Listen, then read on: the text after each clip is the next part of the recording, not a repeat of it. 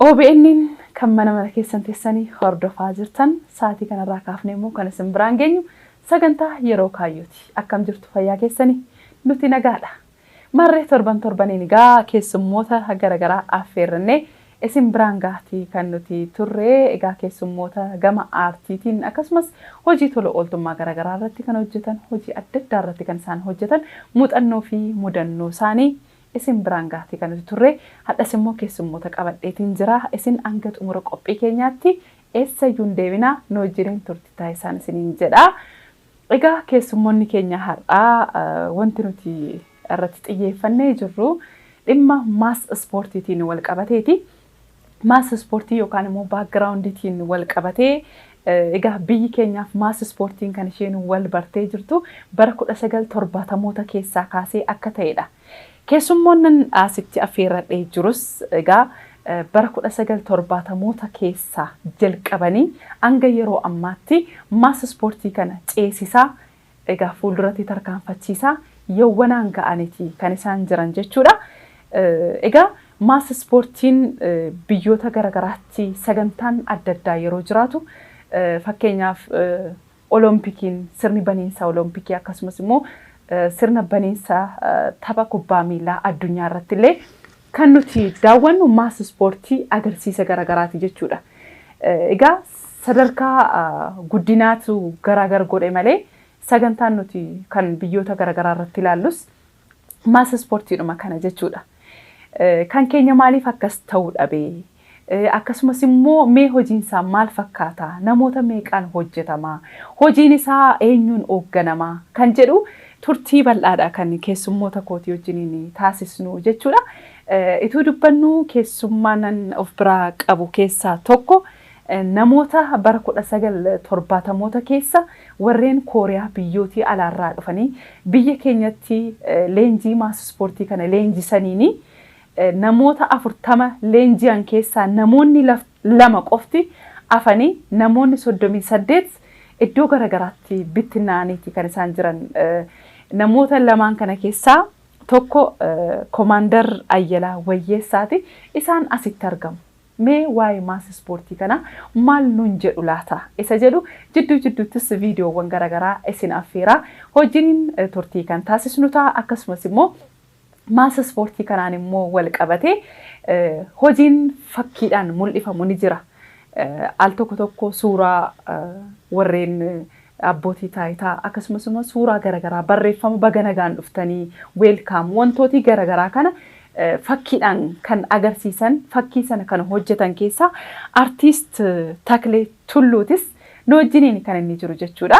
Hojii maas ispoortii kana akka biyya keenyaatti waliin hojjechaati kan isaan jiran Komaandar faa wajjiniin isaan wajjiniin kan nuti turtii taasisnu hordoftoota keenya qofaa keenyan jirru ispoonsaroonni keenyas jiru. Dhaabbanni daldala buna Qarcaanshee sadarkaa pilaatiinemiitiin ispoonsara keenyadha. Akkasumas immoo baankiin Awaashis ispoonsara pilaatiinemiiti. Guddisneeti kan nuti isaaniin galateeffannu. Isinis oomishaaf tajaajila keessan nu biratti fidattanii beeksifachuu ni dandeessu. Waliin hojjechuu ni dandeenya. Isiniin jenna.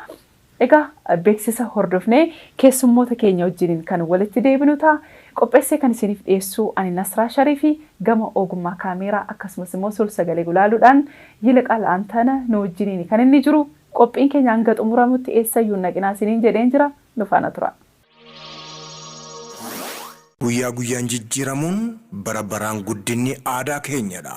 Bara baraan biqiltuu bunaa sanyii filatamaa miiliyoonaan lakkaa'amu bilisaan qonnaan bultootaaf raabsuun manneen barnootaa daandii fi bishaan lafa jalaa qonnaan bultootaaf ni mala jennees ijaarre. Teknoolojii haaraa qonna bunaa gara biyyaa galchuun biyya keenyatti madaqsuun dirree diriiraa irratti buna oomishuun homtuun hundursu. Buna eenyummaa keenya ibsu addunyaatti bifa adda addaan erguun biyyattii keessatti sadarkaa duraa irratti argamna. Aadaan keenya calaqqee keenya jennee buna qalaadhaan keessummoota addunyaa simanne. Maarree kana hundaaf qonnaan bultoonni ragaa keenyadha. Qarcaanshee Trading. Qarcaanshee Trading. Giddugala qunnamtii maamilootaa yaada gaafii fi komiiwwan maamiloota keenyaa fudhachuuf nu dandeessisu sarara bilbilaa kafaltiirraa bilisa ta'e 8980 qopheessinee isin tajaajilu irratti argamna. Tajaajilawwan baankichaa beekuu hoo barbaaddan komii fi gaafiiwwan kamuu hoo qabaattan kenniinsa tajaajilaa keenya irratti yaada qabdaniif dabalataanis chaanaaliiwwan miidiyaa hawaasummaa toora marsariitii fi imeeyilii baankichaatiin gaafiiwwan yaadawwanii fi komiiwwan nuuf dhiyaataniif giddugalli qunnamtii maamilootaa keenya deebii barbaachisu kennuu irratti argama. Giddugalli qunnamtii maamilootaa yaadawwan gaafiiwwanii fi komiiwwan maamilootaa afaan afuriin jechuunis afaan Amaaraa, afaan Oromoo, afaan Tigriffaa fi afaan Ingiliffaatiin guyyoota ayyaana ummataa fi amantaa dabalatee lakkoofsa gabaabaa waamicha bilbilaa 8980 dabaree 3 sa'aatii 24f isin tajaajila. Sarara qunnamtii maamilootaa keenya dizaayina keessoo isaatiin bifa haaraadhaan gurmaa'ee hojjettoota keenya giddugala sarara qunnamtii maamilootaa gaafii keessan deebisuuf qophii ta'anii isin eeganiin sa'aatii 24f isin tajaajila. Giddugala waamicha bilbilaa kafaltiirraa bilisa ta'e 8980 Baankii Awaash. Hordoftoota keenya beeksisoota hordofnee egaa walitti deebineeti jirra. Keessummoota qabadheen jira siniin jedheetii kan hin jiru keessummoonni kan koos immoo egaa leenjistoota maas ispoortii akkasumas baakgiraawundiiti. Maas ispoortiin kun maali kan jedhu akkasumas namoota meeqaan hojjetama isa jedhu kan waliin ilaallu ta'a. Keessummoonni keenya baga nagaadhaan dhuftan. Mee hordoftoota keenya wajjiniin wal bara.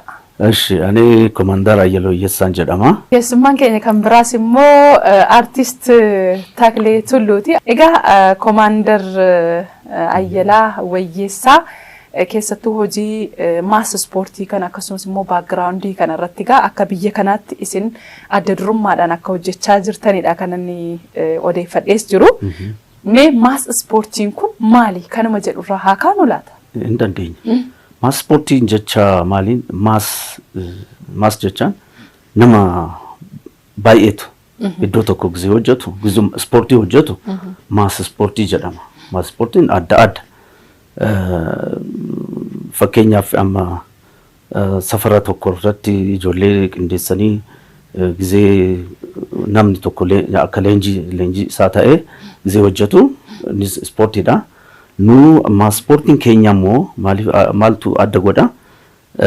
Ijoollee walitti gurra hin leenjisna.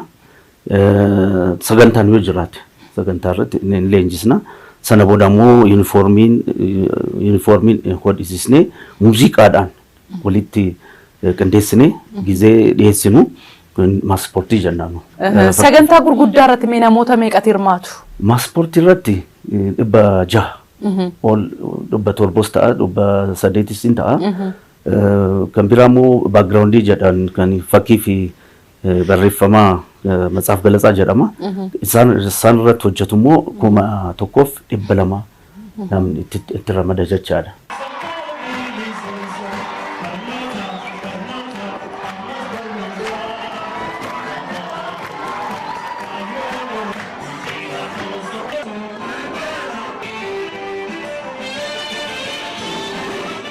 Tole mee Takleen kara keettiin dhufa.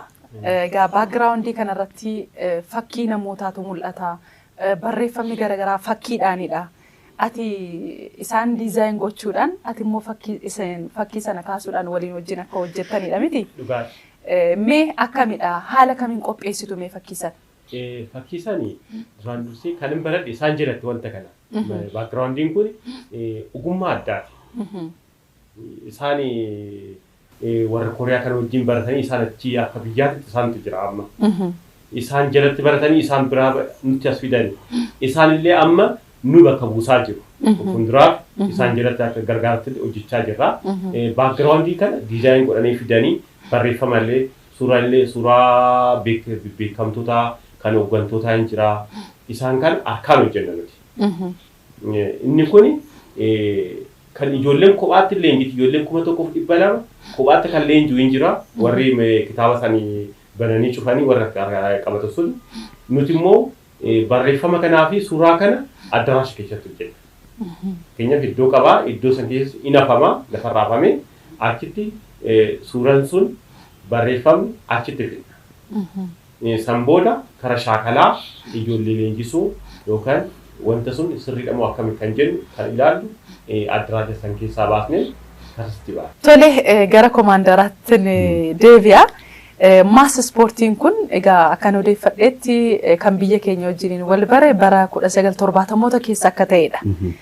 Meegaa isin immoo ogummaa kana keessa jirtu adda durummaadhaan isin hojjechaa jiras waan ta'eef bara kamidha kan inni biyya keenya Itoophiyaatti jalqabame? Bara 77 Koreeyoonni 1977 ጊዜ ሰኒ ኮሪያን ከበጃኒ ፖሊሲ ስፖርቲ ፖሊሲ ኦጋ ለመለማን ከበጀማ ቱሬ ጊዜ ሰን ዱፈኒ ኮሪያውን ዱፈኒ ቢየከስ ኑሌንጂ ሰኒ ኢሳኖጅን አካ ገርጋርሳ ታኔ ወጀነ እሲን ሙጠኖ ሰነ ሆራተኒ ሰነ ቦደት ፉፍተን አንጋ ጉያ አርዳቸው ደጋ አንጋ ጉያ አርዳ አየ ሜ የሮሰና በረ 1977 ሰነ ማሊን ማልፋዳን ሆጅቻ ቱርተን ማል ገርጋራማ ቱርተኒ ኤርገሲ ሞ ማልቱ ፎያይ ሞ እሰዱሪ ሞ ሳማት ገራገሩማ ሳማሊሜ ጊዜ ሰኒ ትሪኢቲ አገርሲሳ ሻን ኦሌ ወጀተማ ቱሬ አገርሲሳ ማስፖርት እንጀራ አሰባሰብ ለሞት ማሰላሊ ጀዳማ ጅራ ኡሌዳ እና ባክግራውንዲን ገራ አገርሲሳ ሻን ቆጳያ ቱሬ አማ ከነ ሆጀንቱ እንደንደኛ አማ ማሊፍ ጊዜ ሰኒ ነማ አፍርታማ ሌንጂሳኒ ደመኒሳ አማ አፍርታም ሊዙቱኒ ሶዶሚ ሰዴቲን ሆጅረን ጀርቱ ኑ አና ፊ ሂሪያቱ አስራት ታደሰ ጀዳማ ኑቱ ቆፈ ጅራስ ኑ አከሚቲ ቱሬ ማሰልጠኛ ኬስ ቱሬ ሰንቀሌ ለግዳዲ ፖሊስ ኮሌጂ ሰንቀሌ ፖሊስ ማሰልጠኛ ቱሬ ሰንዋፊ ጊዜ ፖሊሲ ሌንጂስኑ ኤበራ ኢኖቸነከ ወከና አከነት ቱሬ ኑስ ቢትናዬ ቱሬ አከነት ቱርሲስኒ ሰገንታ ኤበ ገረገራራት ይወጀቱ akasti hojjeta tole baay'ee nama dhiba bara 1977 irraa kaastanii anga hadhaatti gaa namoota 40 keessaati namni lama qofti akka biyya keenya akka Itoophiyaatti namoota lamaan kanatu sochoosaa jira jechuudha baay'ee galateeffatamuu warra qabdanidha mee namoota akkamiitu immoo irratti hirmaata ulaagaan isaa maali mee amma maas ispoortii kan irratti hirmaachuuf namoota akkamiiti ulaagaan isaa immoo maali ulaagaan isaanii amma ijoollee gurguddaa hojjechisuu hin dandeenyu maaliif umriin isaanii yoo ba'e wanni hojiidhaaf hin mijatu elementarii keessa mana barumsaa elementarii keessa filannee finna ijoolleen xixiqqaan illee hin taatu hin ajajamtu gurguddoon illee haayiskuulii hin ajajamtu kana jidduu barbaanna ijoollee umriin isaanii amma 10 ka'e amma 14 nuti imjuusti. Egaa maas ispoortiin maalidha? Maas ispoortiif baakgiraawundiin kan jedhu irrattidha kan dubbachaa jirru. Duuba qophii kanaa duuba hojii kanaa eenyutu jira laata kan jedhu immoo tariitii baruun barbaachisaadha. Isa jedhuudhaaf egaa maas ispoortii kana yeroo laallu aartii bareedaa wayitu mul'ata. yeroo isaan abaaboo hojjetan yeroo isaan fakkii garagaraa achirratti agarsiisan waanuma dhuguma lafa keessaa biqileedha kan fakkaatu hojii bareedaa akkasii aartii akkasii mul'isuuf leenjii ammamii itti fudhata yeroo ammamiitti baruu danda'u leenjistoota meeqatu jiru daayireektara meeqa qabame daayireektara godhan caalaa ijoolleen immoo kumaaf 800 yookaan 2,000 akkas taate leenjiin guyyaa leenjiin immoo guyyaa 60 amma 80 fixa leenjisuuf guyyaa 90 argannaan gaarii hojjenna. Mee maas ispoortiin kun akkuma nu duratti kaasee hojii aartii bareedaa ta'edha kan irratti mul'atu kan biyyoota garaagaraa irratti sirna baniinsa sagantaa adda addaa kan biyyoota adda addaas ni ilaalla. Fakkeenyaaf kubbaa miilaa addunyaa yeroo jiraatu taphni kubbaa miilaa yeroo jiraatu akkasumas oloompikiin illee yeroo jiraatu sagantaa gurguddaa irratti gaa waan babbareedaadha kan mul'atu kan keenyas immoo maas ispoortiin isin dhiyeessitan kun sagantaan gurguddaa yeroo jiraatu sirna baniinsaa irratti kan dhiyaatudha jechuudha. Mee silaati amma barbaadamu akka biyya keenyaatti hojjetameera jettuu isin maas ispoortii kana irratti. Hin hojjetamne ganaadha maanis namni tukurati itti kenne hin jiru. Xiyyeeffannoon hin kennamneef. Xiyyeeffannoon hin kennamne. Kanumaafu waan beeknu bicha hojjennaa malee waan itti eda'an hin jiru. Amma akka ati jette sagantaa kubbaa miilaa gizee hojjetamu teknooloojii keessa jira. Ibsaan jira. Amma ibsaa kana nu waan namni nu leenjisellee hin jiru bicha xiyyeeffannoo ittiin kennamne. Amma kan biyyoota garaagaraa gaa yeroo laallu meeshaawwan isaan qabatanii jiran uffannaan isaan uffatan agarsiisni isaan agarsiisan waan addaati. An keenya sigaa kan hojjetamaa jiru kun kan isaanis maas ispoortiidhuma jedhama agarsiisuma jedhama mitiire. Kanaaf eenyurraa maaltu eegama isa jedhu sana kaasuu akkas nu kaastan barbaadeetani. Dhugaadha. Xiyyeeffannoon kennamne hanga ammaa kan isaan dur ittiin barataniituma isuma ittiin hojjetu malee fakkeenyaaf isaan lama qofa tafe amma Komaandar Ayyala Wayyeessatii fi Komaandar Asraat Taaddasaadha. Isaan qofa amma kan hojjechaa jiru. Warri dursuun namni 38 hin jiran isaan. Kuni hojii jijjiiree gara taa'ee dhiisanii jiru. Isaanuma dhangaadhaatu qabeetu asiin nu ga'e. Fakkeenyaaf isaan of jalatti nama baay'ee horani. Ogeessa horanii jiru. Ogeessa bakka buusatuma jiru. Garuu akka mootummaatitti xiyyeeffannoo kennee mootummaan wanta kanaaf iddoo tokko fakkeenyaaf deemanillee leenjiillee yoo ta'e leenjii akka haaraatitti teknooloojii wajjin akka wal baran teknooloojiin akka biyya kana galee fakkeenyaaf kubbaa addunyaatiif qophaa'u ibsaa garaagaraatti itti fayyadamu galgala malee amma inni isaan maaspoortii isaan hojjetan kuni oddoo galgala ta'ee ta'u ibsaa garaagaraa qabaate isaanuma akka warra alaa seenti mul'ata. Kanaafuu gahee mootummaan wanta kana ogummaa sagantaa tokko qabaatu yookaan ogummaa ayyaana tokko kabajuudhaaf maal haa goonu ogaa jedhu lakki maaspoortiif baakgiraawundiin haa hojjetamu jedhanii yaadatu malee yeroo biraa yaadatan. Kana xiyyeeffannoo kan kennu qabaatu mootummaadha. Mootummaa ogummaa sagantaa jiru qofa otoo hin taane nama kana hojii kana mee fuulduraaf akka biyyaatti illee hojiin kun nama hojii kana qabatee ta'u fuulduraaf illee nama bakka buusu ogummaa kana bakka buusu kan jedhu mootummaan taayyaatu. Xiyyeeffannoon kennamuufii qabaadha. Meemee egaa jidduutti immoo hojiiwwan isin maas ispoortii irratti kana dura hojjechiisaa turtan viidiyoo isaa hordoftoota keenya affeerru mitiire. Tole egaa hordoftoota keenya Komaandar Ayyalaa Wayyeessaa akkasumas aartist Taklee Tulluu wajjiniin egaa kan nuti waa'ee maas ispoortiif baakgiraawundii irratti dubbachaa jirru isinis egaa nu wajjin yeroo gaarii dabarsaa jirtu jenneetti kan nuti yaadnu kana dura kan isaan hojjetan keessaati mee muraasa isin biraan geenye walitti deebinaa nu faana tura.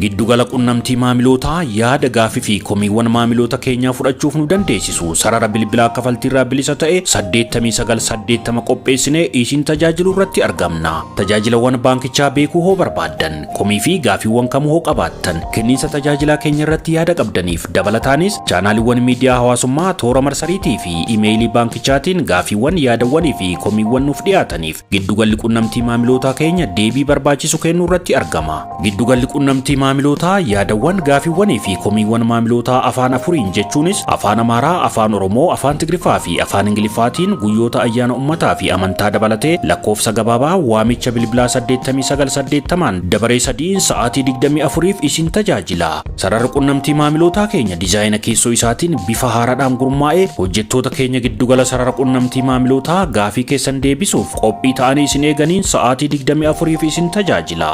Giddugala waamicha bilbilaa kafaltii irraa bilisa ta'e 8980 Baankii Awaash. Hordoftoota keenya walitti deebineetii kan nuti jirru maas ispoortiin biyya keenyatti hojjetamaa jiru kun maal fakkaata eenyuunfaadha kan hojjetaa jiru kan jedhu waliin taphataati kan nuti jirru. Komaander ammas walitti deebinee jirra. Mee maas ispoortiin kun eenyuun hoogganama? Isa jedhu mee hakaasnu eenyuun jala jira eenyuun hoogganama? Abbummaadhaan kan jiru Komaander Ayyala Wayyeessaa. Tole egaa Komaander Ayyala Wayyeessaan akkuma duratti isiniif kaasee jiru bara 1977 irraa kaasanii hanga yawwanaatti hojiin kun akka biyya kana keessaa hin hafneef sagantaa garaagaraa irratti egaa itti fufiinsaan hojjechuudhaan abbummaadhaan qabatanii akka jiranudha kan nuti odeeffannees jirru kan isin dhaggeeffachaa jirtanu. Isin bara 1977 irraa kaastanii hojii kan akka jalqabdanii jirtan egaa nu kaastaniiti kan isin jirtanu. Leenjii akka warri Kooriyaa dhufanii biyya kanatti isin leenjisanidha. Isinoo carraa dhayxanii biyyoota alaatti leenji'uun arganne? Hin arganne. Kooriyaan gisee tokko bara 1977 dhufanii nu leenjisanii san booda leenjii hin arganne. Garuu nu interneetii keessa seennellee agarsiisa tokko argine waan jijjiirru jira. Baay'ee miti. Xinnoodha. Wantan kaasuu barbaade akka mootummaatti yoo xiyyeeffannoon kennameefii jedhe isinis muuxannoo biyya alaa jiru. Dhayxanii biyyoota adda addaati barnootaan of cimsitanii of ga'oomsitanii gara biyya kanaatti immoo gaafa dhuftan caalaatti agarsiisni amma hojjetamaa jiru immoo akkuma kan televezyiiniidhaan kan biyyoota addunyaa sirni garaagaraa yeroo banamu laallu sanaa silaati kanarra immoo wantootni isin hin hafa jettan guutamuu danda'a laata kan jedhu xiyyeeffannoo waan barbaadu waan ta'eedhaaf inni kana kaase. Mee hamma immoo sagantaa keenyas gara xumuraatti fidaa irra waan ta'eef taakileen egaa dhimmi kun tariisis ilaallachuu danda'a waan ta'eef amma nama fuuldurattidha kan sagantaan kun dhiyaatu laayiviidha waan ta'eef barreeffamni yookaan suuraan ijoolleen agarsiistu sana keessaa wanti tokko yoo hir'ate fakkeenyaaf amma dogoggoraan yoo hiji keessaa hir'ate yoo iddoon ilkaanii iddoon afaanii hir'ate waa wayii hir'uudha mitiire fuuldura namaatti wanta akkasii tariiti dogoggorra akkasii si mudatee beekaa yoo mudate immoo laayiviidha waan ta'eef akkamitti sirreessitu? In mudata wanti akkanaa hin mudata fakkeenyaaf warri naannoo dawuu kun alaabaan isaanii mana qabdii miti jidduu keessatti gochoota akka qabde fakkeenyaaf oddoo namni sun daa'imtu suni gojoo sanarra jiru balbala qabaa mitiire ulaa qabaa micaan sun namni sun oddoo banuu baatee taa'ee gojoo san keessa namni waan ta'e fakkaata malee barreeffama tokko yookaan fakkii tokko hin fakkaatu beektee wanta akkasii fakkeenyaaf ilkaan irra ta'uu danda'a. Suuraa san namni sun yookaan waraqaa gaazexaa yookaan fuula biraa banuu danda'a. Yoo san achi namni hin jira goda san ijoollee jala fakkeenyaaf nutis namni kun achi direct godhaa kun immoo isaan jala taa'eeti nama dogongoressanii lakkoofsan hin beekne. Ijoolleen eenyu akka dogoggore hin beektu ijoollee 1,200 san lakkoofsan hin beekne. Lakkoofsa meeqaffaa irratti namni kam akka balleesse waan beeknuufu achumaatti lakkoofsa akkanaa namni lakkoofsa akkanaa irra teesse sun waan akkanaa balleesse dafi jijjiirennaan. Maaliin ol qunnamtu immoo? Sagalee wanni qabna. Reediyoo qabna. Reediyoo poolisii qabna. Namichi ajaju achi tiriibinii irra ta'a. Ani jidduu jira. Ijoollee biraa immoo agarsiisaa biraa immoo Taklee fi ijoolleen biraa jirti. Waliin dubbanna. Waliin mari'anna. gisee waan rakkoon jiru tokko jiru isaan waliin bilbileetiin in sirreessina ijoolleen jirtu fuuldura irratti dafnee sirreessina. Fakkeenyaaf ijoolleen 1,200 sun lakkoofsa mataa isaanii qaban. Lakkoofsa mataa isaanii qaban. Lakkoofsa tokko as dhaabbadhee oddoon kuma yookaan lakkoofsa tokko waamee achi abee owwaata. Lakkoofsa mataa isaa qaba. Kanaafuu namni dogongore sun isaan gubbaarra reedoodhaan natti himu reedoo wal dabarseen lakkoofsa akkanaa namni lakkoofsa akkanaa jijjiirri dafi balleessitee akka jenne namni sun of beeka hoggasuu jijjiira.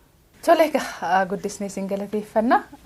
Egaa hordoftoota keenya akkuma hordofaa turtan maas ispoortiif baakgiraawundiin egaa nuti sagantaa garaagaraa irratti mana keenya teenyee ilaalaa turre duuba eenyutu jira laata isa jedhu kuno argitanitti kan isin jirtanii bara 1977 irraa kaasanii hanga yawwanaatti namoota lamaan cunqurfamaa dhufee as ga'eeti jira. Isaanis immoo hojii idilee isaanii keessaa ba'anii yeroo ammaa kana egaa soorama ba'aniillee gara hojii kana keessaa hin baane soorama ba'anii hojii dhuunfaa ofiis hojjechaa gara hojii kanaatti irraa hin fagaanne jechuudha hojjechaati kan isaan jiranii. Kanaaf Koomaandar Ayyalaa Wayyeessaa fa'a cinaa dhaabbachuun barbaachisaadha kan jedhudha kan nutis yaada kaasnu. Egaa isinis keessummaa keenya taatanii waan istuudiyoo keenyatti dhuftaniif guddisnee isin galateeffannaa galatoomaa isiniin jenna. Torban kun torban nagaaf jaalalaa isiniif haa ta'u kan yaaddanaa milkaa'u kan nyaattanaas ifaa isiniin jenna fayyaa nu ta'a.